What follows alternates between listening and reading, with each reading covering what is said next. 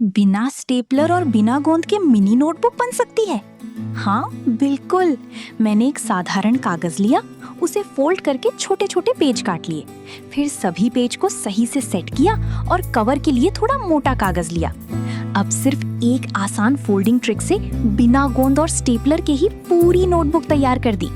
पूरा तरीका सीखना है तो वीडियो को आखिर तक जरूर देखें और ऐसे ही आसान क्राफ्ट के लिए लाइक और सब्सक्राइब करना मत भूलना।